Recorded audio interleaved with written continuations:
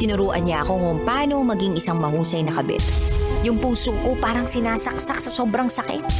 Rocky's Secret Files. Rocky's Secret Files. With Titan Jello. Rocky's Secret Files. Rocky's Secret Files. Secret Files.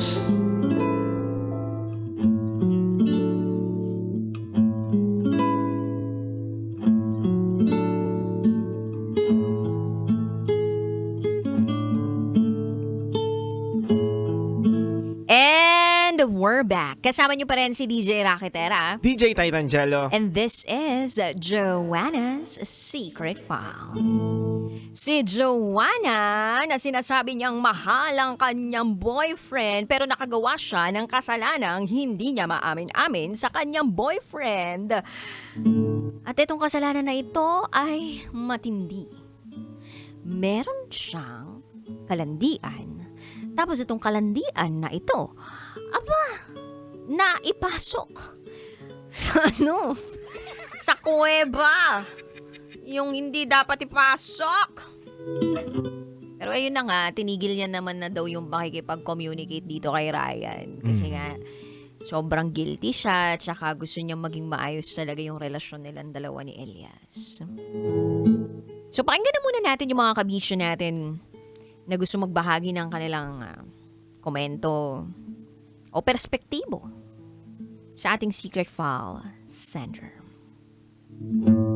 Ito po ang sabi ng ating kabisyo na si JP Arcega Babasa. Para sa sender, iwas na lang at wag nang uulitin kung mahal mo talaga si Elias, wag mo nang gagawin ito sa kanya. Mahirap yan pag isang araw malaman niya na merong nangyari sa inyo ni Ryan, problema yan. Iwas na lang kahit mas lamang yung kargada nung kay Ryan kesa kay Elias. Malalaki na kayo, alam nyo na ang tama't mali, okay na yon. At least nagkatikiman na lang kayo kahit hindi kayo yung nakatadhana. Yun lamang po, Ma'am Rocky and Titan Jello. Happy Monday and ingat po from JP Babasa. Taray ha, nagmamatter talaga yung kargada. Eto pa sabi ni Joe Bert Vertudazo. Joanna, sa ginawa mong pagsunod sa mga gusto at hindi gusto ng boyfriend mong si Elias, ibig sabihin nagigilty ka sa lahat ng mga ginawa mong pakikipaglandian kay Ryan. Bata ka pa, mag-focus ka na lang muna kaya sa pag-aaral mo. Shoutout na lang po sa Bulacan Overdrive, lalo na kay John Sultes, Sir Alfred at Albert Agustin. Maraming salamat. O, diba? Etong si Jobert mukhang matanda na talaga kasi ganun yung mga advice eh. At pa sabi ni DR, Joanna, parang pinagsabay mo sina Elias at Ryan. Hindi ko alam kung maaawa ako sa'yo, madidismaya ako sa'yo dahil sa pinaggagawa mo. Sana lang hindi malaman ni Elias ang pag-entertain mo sa ibang lalaki. Dahil kapag nalaman niya ito, baka mas malala pang away na mangyari sa inyong dalawa. Baka nga hindi nga lang away yun, hiwalayan na yung agad eh. O ito pa sabi ng ating kabisyo na si Neneng B. Hi DJ Rocky and DJ Zello. Ang masasabi ko lang kay Joanna, huwag kang matakot mahusgahan kasi minsan mas okay pa na marinig natin katotohanan kaysa wala tayong marinig na salita. Lalo na kung alam mo naman sa sarili mo may pagkakamali ka. Sabi nga ang totoong kaibigan, sasabihin niya sa'yo ang gusto niyang sabihin kaysa sa kung anong gusto mo lang marinig. At gusto mo pala ng may motor, nakadagdag points yun sa'yo. Sana, Bombay na lang ang ginawa mo. May motor na, may kumot kulambo at pera pa. Kung gusto mong mahalin ng totoo, magmahal ka din ng tapat na totoo. Kung gusto mong makahanap ng matino, magpakatino ka rin muna. Hindi ka anak ng kontraktor para husgahan, wag assuming. Charot with arot.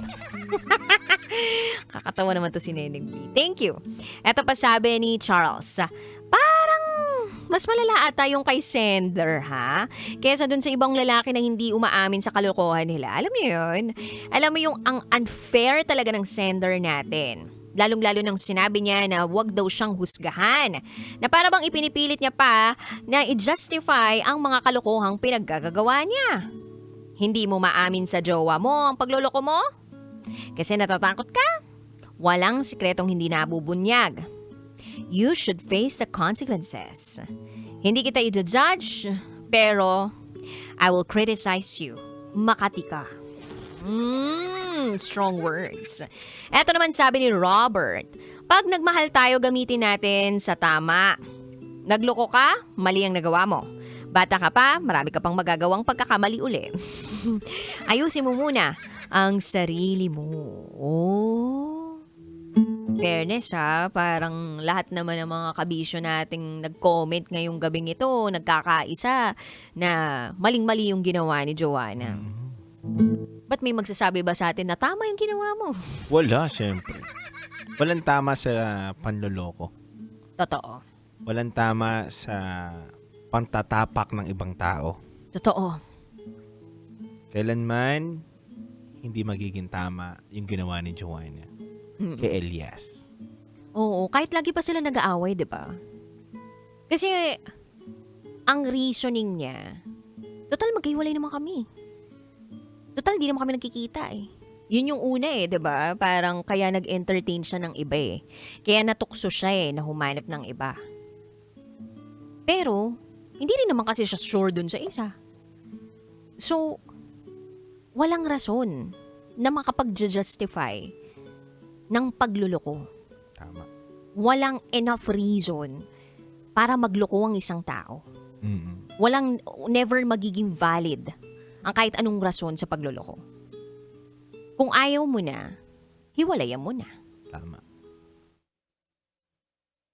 Tsaka yung mga kabataan na nakikinig ngayon, dude, hindi naman sa parang gusto nating i-normalize yung mga ganitong klaseng kwento. Tama. Kaya nga natin to ini-ere, 'di ba? Para kahit papaano magsilbing leksyon o aral dun sa mga batang nakikinig ngayon or sabihin na nating mga nag-aaral pa, 'di ba? Nasa kolehiyo, di pa nagtatapos ng pag-aaral, nasa teenage life pa rin nila. Na sana maisip nila, 'di ba? Yung sakripisyo pa rin ng mga magulang at maisip nila yung future nila. Hindi lang yung pangkasalukuyan, kundi yung kinabukasan nila. Kasi dude, feeling ko marami sa atin ang nag-iisip ng panandaliang ligaya lamang. O para mapunan yung kasalukuyang pagkamis, pagkalumbay, o sakit na nararamdaman natin. More of nagdaduel ang tao doon sa kasalukuyang nararamdaman niya. Kaya madalas yung mga nagiging desisyon sa buhay, pangmadalian lang din yung nagiging solusyon. So, siguro this calls for an understanding na kung ano man yung magiging desisyon mo ngayon, pakaisipin mong maigi kung ano yung magiging epekto nito panghabang buhay sa sarili mo. Tama. Sa akin, wala na. Wala na akong gustong sabihin pa. Sana sa lahat ng mga kabataan ngayon ay kung hindi mo talaga kayang hindi sundin yung mga sinasabi namin dito, sinasabi ng magulang mo, I hope na yung awareness lang sa mga ginagawa mo, 'di ba? Na sana mapag-isipan mo bago ka pumasok sa mga bagay na alam mong pwedeng ikasira ng buhay mo. Totoo. Kasi hindi naman hawak lagi ng magulang yung oras ng bata ngayon, lalo na kung nagtatrabaho na yung magulang. Mm-mm. 'Di ba? Hindi naman sila 24/7 nakatutok sa iyo. Yes. Magpapaalala lang yan, nak, huwag kang gagawa ng masama. Huwag kang gagawa ng ganito. Laging ganyan yan eh. Pero kasi minsan may mga kabataan na hindi nila kayang panghawakan yung mga sinasabi ng magulang. Hindi nila kayang sundin. Hindi nila kayang sundin. At tanging mga desisyon nila sa sarili nila ang kaya nilang pakinggan. Yung nararamdaman at bugso ng damdamin nila. Pero sana, hindi natin laging ganun yung gawin natin. Bilang isang kabataan. Sana makita natin na paano kapag ginawa ko ba to, anong mangyayari sa akin. Mm-mm. Ngayon, kung alam mo naman yung mangyayari sa'yo, at buo loob mong tanggapin yung pwede mangyari sa'yo, desisyon mo na yan. Mhm. Diba? And dapat harapin mo yon kung ano yung maging resulta. Yun. Huwag mong talikuran. Tama. Mabuntis ka, harapin mo. Pagiging ina, huwag kang magpapalaglag. Totoo. Masama yan. Mhm. Diba? Makabuntis ka, magpakatatay ka. Harapin mo. Harapin mo. Magtrabaho ka. Magtrabaho ka. Hindi man kayo maging okay, co-parenting kayo. Mhm. Kasi hindi natin kontrolado kasi 'di ba lagi natin ginagawa na, ako ang thinking ko lang 'to Mm-mm. na siguro kaya rin hindi siguro yung ibang bata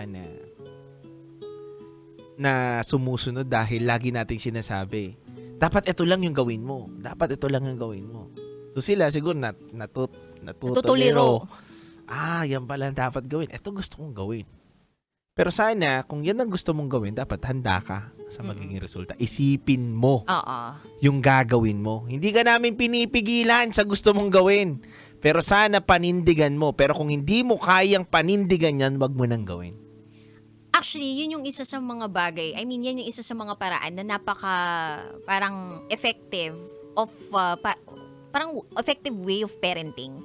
Alam mo yun, of guiding someone. Yes. Kasi dude, pag ang isang tao hindi niya nakita kung ano yung magiging consequences ng action niya, pag hindi niya naiintindihan kung ano yung magiging resulta at epekto ng Wala. mismong action niya o desisyon niya sa buhay, magkakamali siya. Tama. Pipili siya ng mali at kung saan lang siya panandali ang maligaya. Pero kung pinaintindi mo doon sa tao kung ano yung mga posibilidad o sabihin na natin na inilagay mo siya doon sa isang parte o sa maraming, parang binigyan mo siya ng daan para makita yung mga pwedeng destinasyon niya, mas magkakaroon siya ng idea and self-processing. Yes. Alam mo yung may thought processing Yes. na parang oo nga, no, ito yung posibleng mangyari sa akin. And ito, subconscious, sa mismong utak na nangyayari ng isang tao to na hindi na hindi na siya touchable ng ibang tao. Alam mo yun? Kumbaga, ikaw mismo na may hawak dun sa brains mo, ikaw may brain cells, Desisyon mo. ikaw na talaga to. Ikaw yung mapapadpad at ikaw yung dapat mag-journey dun sa mga destination na yun at makapag-isip kung palagay mo ito yung makabubuti para sa'yo. Tama ka dun. Kasi nangyayari lagi na ano ko lang, naisip ko lang. Ang laging linya ng magulang, although na wala namang masama sa magulang. Ang Oo, magulang natin gusto mapabuti tayo eh. Mm-mm. Pero ang linya kasi nila lagi, wag mong gawin to, wag mong gawin to, wag mong gawin niya. Parang kulang. Baka mabundis ka. Oo eh. Ganun lang eh, kulang eh. Kailangan talaga merong Paintindi mo na ano bang dapat kung baka mabuntis ako pag nag-boyfriend ba, baka mabuntis. Oo. Hindi lang ganun eh. May talaga, thought processing, ganon. Dapat paintindi mo na mabuti. Paunawa mo at pakita mo sa kanya kung ano yung senaryo talaga. At ilagay mo siya doon. Totoo. Tsaka dude, eto di ba nabanggit doon sa secret file pa natin, na naging bonus point doon sa ating secret file sender na may motor. May motor yung parang sinasabi niyang taong mahal niya. Di ba? Parang, porke may motor, nahulog ka na doon. Di ba? Yun ba yung magiging basehan natin para mahalin natin yung isang tao, maging crush natin yung isang tao? Yung hiram na motor. Hiram na motor o kaya pinairam lang ng magulang niya sa Oo. kanya o ng pinsan niya. Hindi ka pa naman sure kung may ORCR yan, nakaregister, di ba? Kumbaga, wag naman natin babawan, 'di ba? Yung pagtingin natin dun sa pakikipagrelasyon o pagkakaroon ng special someone o para sabihin natin etong taong to yung greatest love natin o yung sinasabi nating mahal natin, 'di ba? Parang Tama. 'di ba dapat kumbaga pag nakita mong loyal siya, faithful siya, mabuti siyang tao. I mean, oo, hindi siya perpekto pero sabihin na natin nagsistrive siya para maging mabuting tao, responsable siya sa kanyang mga aksyon. Yan, 'di ba? Hindi ba magandang standard 'yun? Para sabihin natin na okay, eto na 'yun, mabuti to, okay tong kumbaga good catch. Yan. Wag lang sa may motor. Kung motor, di Rolls na yung di ba? BMW yung motor. Oo, BMW na motor, no? Oh, Harley. Yan, pwede. Pwede, o kaya yung tinatawag nilang scooter pero luxury. Ano yun? Vespa. Vespa. Yan. O kaya Ducati. Wow. O kaya R6. Yan. Yan. yan. Yung tipong kakabahan ka kapag umangkas ka, Oo. 'di ba? Kasi imbis na nakadiretso ka lang, nakadapa ka. Makikiangkas ka na nakadapa ka. Oh. 'Di ba? Diretso na kayo sa sa drive-thru, no? Ano yan? NWOW yung inangkasan. Ano yun? Yung e-bike. Grabe ka, boy pindot. Yun lang, para siguro rin i-value, may mga valuing tao yung lumapit sa'yo. Siguro dapat i-value mo muna yung sarili mo. Yan, Bigyan mo yan, ng value yung sarili mo. Yeah. No? Respetuhin mo yung sarili mo, ayusin mo yung sarili mo, bigyan mo ng tamang halaga yung sarili mo, pag-iingat, pagmamahal sa sarili mo para makita ng iba kung ano yung value mo. And yun yung mga taong lalapit sa'yo, yung may mataas din na value. Yes. Wag yung pambangketa, di ba? Yun ang kasabihan na matatanda yan eh. Di ba? Yeah. Totoo naman yan. Anyway, sa mga kabisyo natin na gusto magbahagi ng kanilang secrets, send nyo lamang po yan sa amin through raketera@gmail.com. Kami po yung magbabalik para sa top secrets. Kasama pa rin DJ Raketera. DJ Titangelo. At kayo nakatutok sa 90.7 Law Radio. Kailangan pa bang i-memorize yan? Basic. This is Joanna's Secret File.